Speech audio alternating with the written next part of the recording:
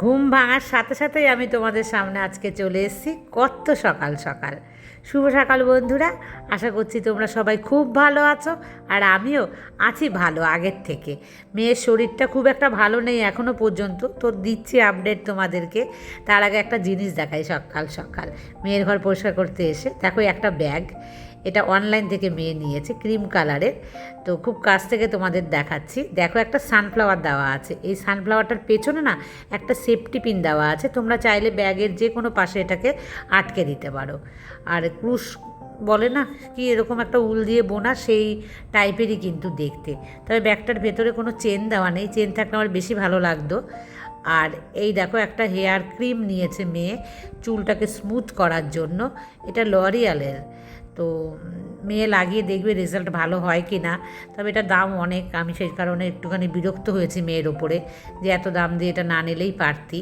আর তোমরা কারা কারা চার্জারের এই তারটার মধ্যে এরকমভাবে আটকে দাও, ওই যে একটা দেখতে হচ্ছে মানুষের মুখ, আর এটাকে কী বলে আমি ভুলে গেছি নামটা এই মুহূর্তে। এগুলো লাগিয়ে দিলে কিন্তু ওই মুখটা ভেঙে যায় না, তারের যে মুখটা ভেঙে যায় না। আর এটা কি দেখালাম বলো তো, কিন্ডার জয় প্যাকেট, মানে কিন্ডার জয় খেয়ে প্যাকেটটাকে ওই ব্যাগের ভেতরে ঢুকিয়ে রেখেছে। মানে এখনও পর্যন্ত আমার মেয়ে এত ভালোবাসে কিন্ডার জয় খেতে। তোমাদের কাদের কাদের ছেলেমেয়েরা মানে আমার মেয়ের মতো বড় হওয়ার পরও এখনও ভালোবাসে। আর বলো বন্ধুরা, তোমরা কারা কারা জামাই ষষ্ঠী করতে গিয়েছো? আমার তো আর জামাই ষষ্ঠী হলোই না, হাজব্যান্ড তো থাকেই না। এত বছরের বিয়ে জীবনে মাত্র মনে হয় 2-3 বার হয়েছে আমার জীবনে জামাই ষষ্ঠী। আমার বাবা বেঁচে থাকতে একবার হয়েছে, তারপরে মনে হয় 2বার এরকমই হয়েছে। যাই হোক, আমি জামাই ষষ্ঠী করি আর কি, মানে মেয়ে ষষ্ঠী। আমি যাই মায়ের কাছে, নাহলে মা আসে। তো এবার আর তো আমাদের যাওয়া হলো না, কারণ হচ্ছে আমার মেয়ের পায়ের অবস্থা খুবই খারাপ। তো সেই কারণে মেয়ে হাঁটা চলা একদমই বারণ, তো যেতেই পারতাম না। তো মাকে মানে বলেছিলাম যে আসার জন্য, যাই হোক মায়েরও আর আসা হলো না। তো সেই কারণে কি বলো তো, আর জামাই ষষ্ঠীটা খুব মিস করছি। তো তোমরা কারা কারা জামাই ষষ্ঠী করতে যাও? তো আর 4-5 বছর মনে হয় আমি এই জামাই ষষ্ঠী নিজে থেকে বা মাকে মিস করব। এরপর থেকে কিন্তু মানে আমি জামাই ষষ্ঠী করাবো, আমি শাশুড়ি হয়ে আমার মেয়ের জামাই আসবে আমার বাড়ি। তো এটা কিন্তু আমার খুব ইচ্ছে। আর অনলাইনে মানে ফেসবুক ইনস্টাগ্রামে সব জায়গাতে দেখবে কীভাবে ছেড়েছে সবাই জামাই ষষ্ঠীর ফটো ভিডিও, দেখে তো আমার আমার নিজের কথা আর মনে পড়ছে না, মনে হচ্ছে যেন কবে আমার জামাইকে আমি ঠিক এইভাবে বরণ করব। আমার তো মানে ভীষণ ভালো লাগছে, আর বারবার দেখছি তো ভিডিওগুলো। তো আমার মেয়ে কি বলছে যে তোমার কি এত ইচ্ছে, তোমার কি এত ইচ্ছে? আমি বললাম হ্যাঁ বাবা, আমার খুব ইচ্ছে, বিশ্বাস কর। আমি জানি না বেশি ইচ্ছে করলে নাকি ভগবান সেই ইচ্ছে পূর্ণ করে না, তবে আমার ভেতরে কিন্তু খুব ইচ্ছে যে আমিও আমার জামাইকে, আমার ধরো একমাত্র জামাই হবে, মানে আমাদের যাদের একমাত্র হোক আর 2মাত্র 3মাত্র, কত আনন্দের হয় না এই দিনটা।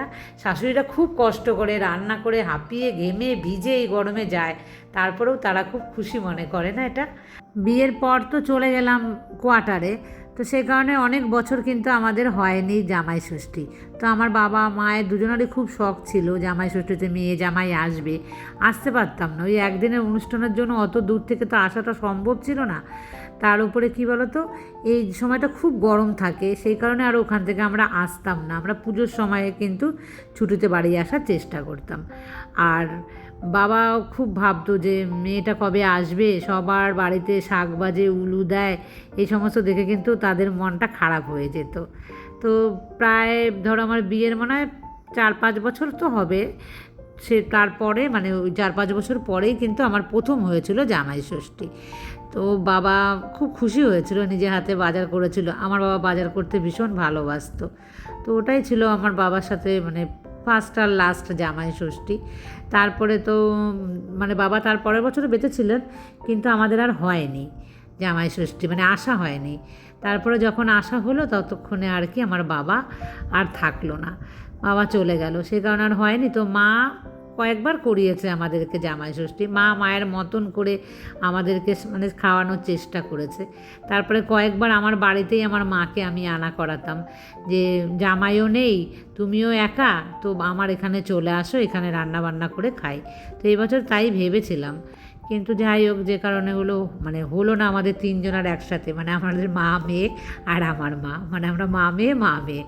তো হয়নি, খুব মিস করলাম এই আজকের দিনটাকে। আর জানো তো বন্ধুরা, আমরা যখন বাইরে ছিলাম, মানে আমি আমার হাজব্যান্ড, তখন আমার বাবা খুব মানে চেয়েছিল যে আমাদের কাছে যাবে, সবাই সবার মেয়ের বাড়িতে যায়। তো আমি যেহেতু এখানে থাকতাম না, মানে আমার শ্বশুর বাড়িতে, আমি রাজস্থানে ছিলাম তখন, তো মানে আমার বাবা কিন্তু খুব যেতে চেয়েছিল ওখানে। তো আমরা কিন্তু নিয়ে গেছিলাম একবার। তো আমার বাবা, মা আর হচ্ছে আমার শাশুড়ি মা, তিনজনা কিন্তু গিয়েছিল, প্রায় 1 মাসের কাছাকাছি হবে এরকম ছিল ওখানে। আর আমি তো তখন মানে সরকারি কোয়ার্টারে থাকতাম, আর আমার কোয়ার্টারগুলো না তখন বেশি ভালো ছিল না, পরে চেঞ্জ করে খুব ভালো কোয়ার্টারে আমি গিয়েছিলাম।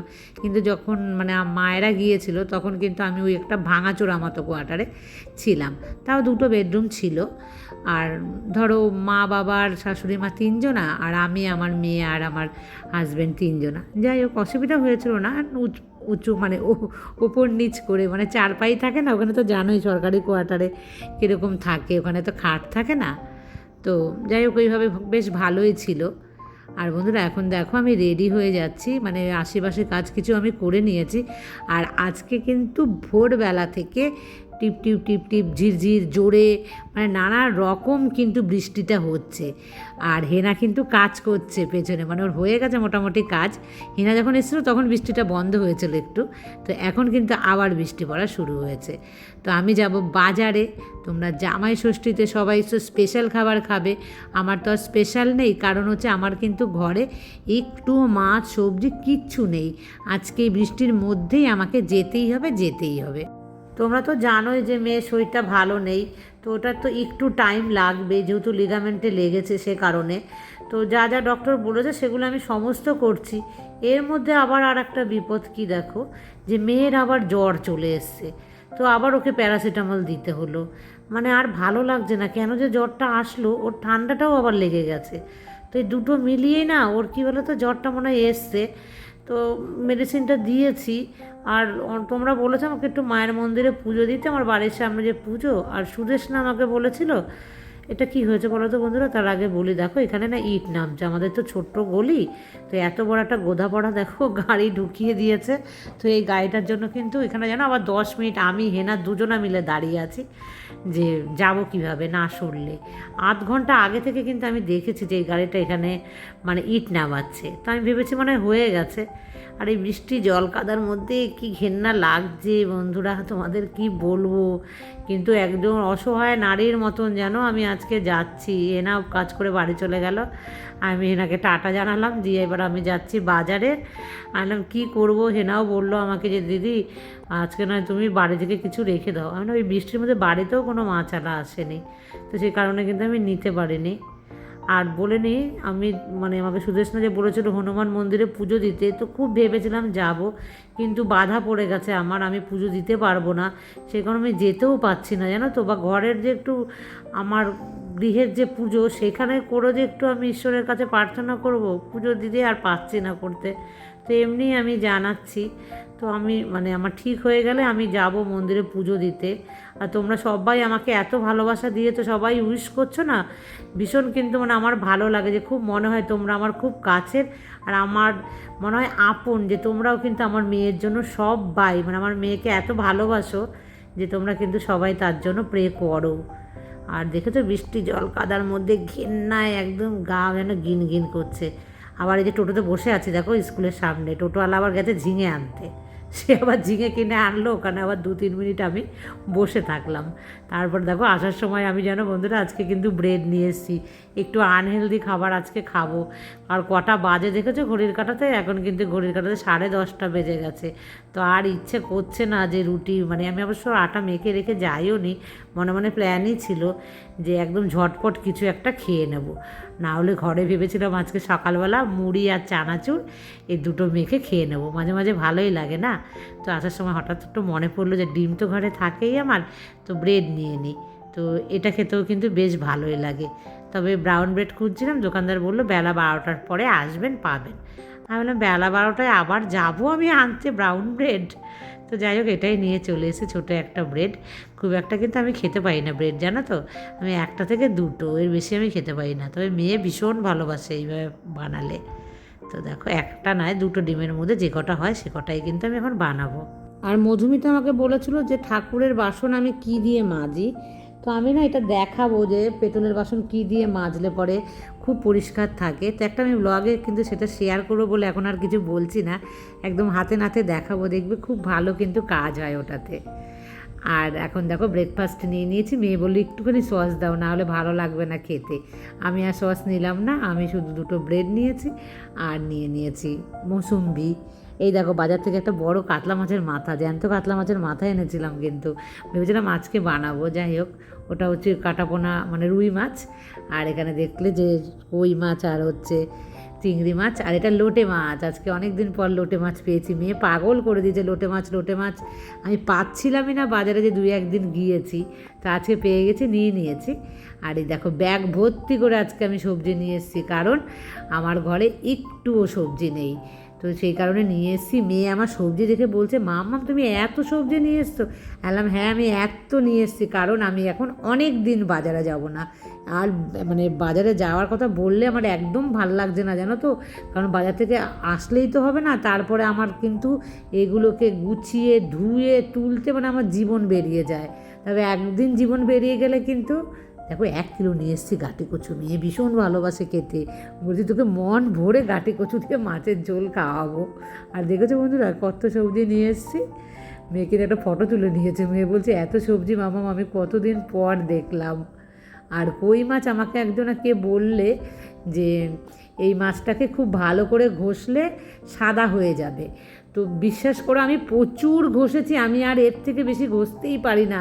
আমার হাতের মানে বুড়ো আঙুলে কাটার খোঁচা লেগে আমি শেষ হয়ে গেছি।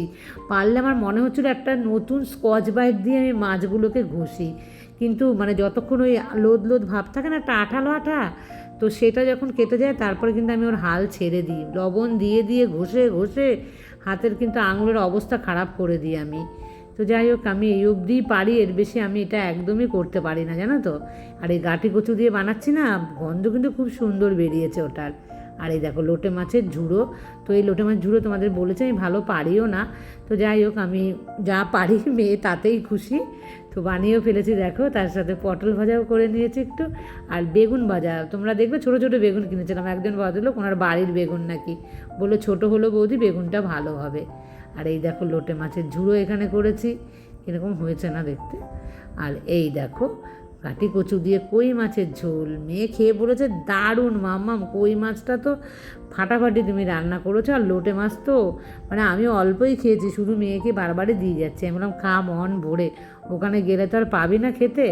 আর এই দেখো আমি বেগুন ভাজা নিয়ে নিয়েছি, বেগুনটা কিন্তু পোড়ে নিই আমি, তাই উল্টো দিকটা একবার তোমাদের দেখালাম যে ও মানে একটা পিঠ একটুখানি ধরে যাচ্ছিলো, মানে আর একটু দেরি হলে কিন্তু পুড়ে যেত। তো মা আমি দুজনাই খেতে বসে পড়েছি, মানে দারুণ খেয়েছে আজকে দুপুরের কিন্তু খাবারটা। তারপর বন্ধুরা আমি কিন্তু এখন নিচে চলে আসলাম, নিচের একটু কাজ করব, আর সন্ধেও কিন্তু প্রায় হয়ে এসছে। লুনা দিদিভাই আমাকে বলেছে, এত সুন্দর একটা কমেন্টস করেছে না, সত্যি এত লক্ষ্মী মেয়ে এই মিঠু, বয়সে আমার চেয়ে ছোট, কিন্তু তোর কথা আমি মন দিয়ে শুনি, বুঝলি মিঠু। তো ভীষণ ভালো লেগেছে দিদিভাই, আই লাভ ইউ, তুমি আমাকে এখন তুই করেই বলো, শুনতে আমার ভীষণ ভালো লেগেছে, আর নিজের একদম কাছের বলে কিন্তু আমার মনে হয়েছে। তো এটা না মানে এই লেখাটা পড়ার পর মনে হচ্ছে দিদিভাই আমাকে কত ভালোবাসে, খুব কাছের তুমি একজন আমার ভালোবাসার, খুব প্রিয় দিদিভাই, খুব ভালো থেকো দিদিভাই, এইভাবে আমাকে সাপোর্ট করো। আর বন্ধুরা এখন তো প্রায় সন্ধে হওয়ার মুখে বুঝতে পারা যাচ্ছে কি বাইরে আলো দেখে মনে হচ্ছে না, কিন্তু হঠাৎ করে কিন্তু অন্ধকার হয়ে যাবে। যাই হোক বন্ধুরা, সকাল থেকে প্রচুর কাজ করেছি, এরপর কি কাজ করব সেটা কিন্তু নেক্সট ব্লগে তোমাদের সাথে অবশ্যই শেয়ার করব। তবে মেয়ের আর জ্বর আসেনি এখনও পর্যন্ত, একটাই প্যারাসিটামল দিয়েছিলাম। আর আজকের মতন ব্লগটাকে আমি এই পর্যন্তই রাখছি, নেক্সট কাজ নিয়ে নেক্সট ব্লগ আসবে, টাটা।